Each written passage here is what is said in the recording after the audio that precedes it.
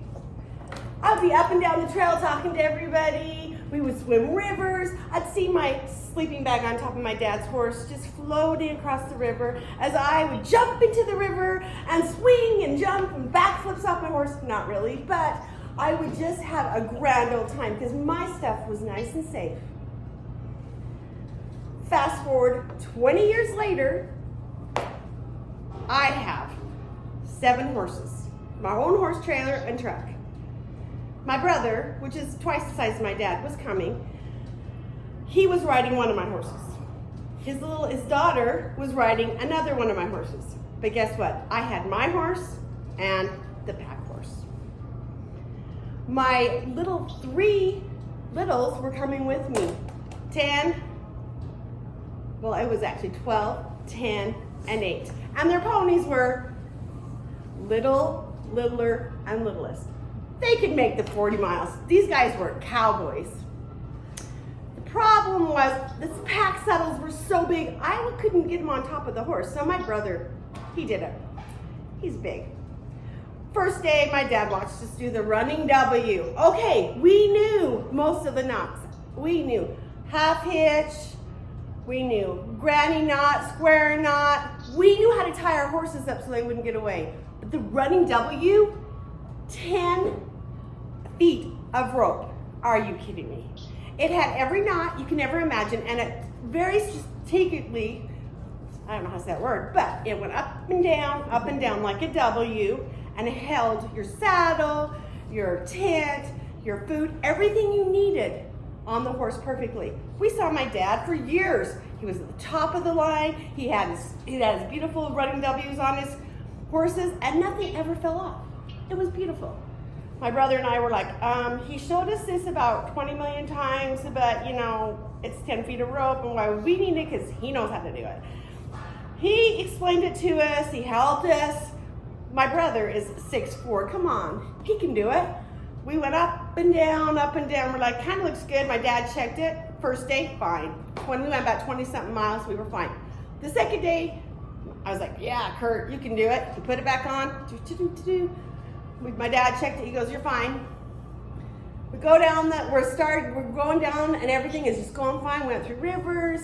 I was just feeling like a big adult and really responsible. My 3 little boys were running around just safe as can be. We get to the end, we're almost 40 miles in, so we have like about 1 more mile in. And my little pack horse is like, I'm like, come on, girl, we only got a couple more miles. My dad's here, I'm here. People are passing me. I'm back farther, farther, farther. I see my dad as he goes over the mountain. He turns and looks at me. He goes, just keep going straight. We're just ahead. We got to get camp up. I'm like, okay. And my little pack horse said, they're gone. I'm done. I look around, I'm in the burnt forest of West Yellowstone, all this growth, and my dad just left me for bear bait. I'm like, come on, honey, you can come. Pretty soon it was, we're gonna die! She's like, I don't care, I'm not going one more step. I coaxed her, I kicked her, I whipped her. Nothing. My big mare was pulling her. I dallied, she would not go. I'm like, fine, I gotta go get help.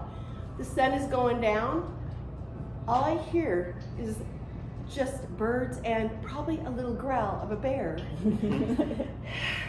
I tie my horse up.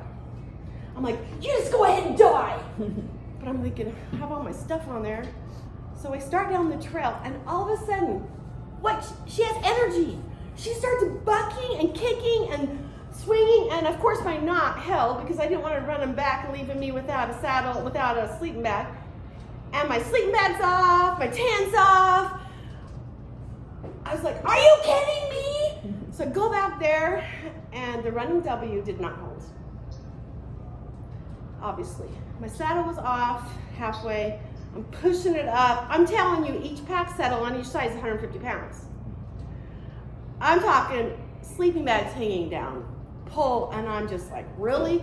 So I take this 10-foot rope, and I start doing something, and then I just like around her whole belly, who cares? And then it's a big, huge knot on top. I'm like, come on, girl. She's like, oh no, now I'm tired. So, middle of the wilderness, as any Pocahontas would do, I knelt down and said a prayer. I'm like, we're gonna die, and I need help. I see my little niece coming over the mountain. She was my rescue party. She got behind me.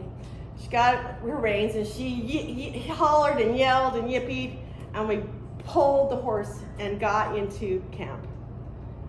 My dad looked at me and the horse, and he laughed so hard, tears. It's like, oh my heck, you learned nothing, and you made it. My little boys were off. They didn't even notice that I wasn't there. They were around the campfire eating. The food was there. I just had their sleeping bags, and my dad looked at me with tears in my eyes. I just had tear-streaked face, and muddy, dirty, and he just gave me a big hug. Teachers can teach. We have the opportunity to learn or not. I think that if I get the opportunity to go on the pack trip again, I'll do a little more research on the running W. Maybe I will learn.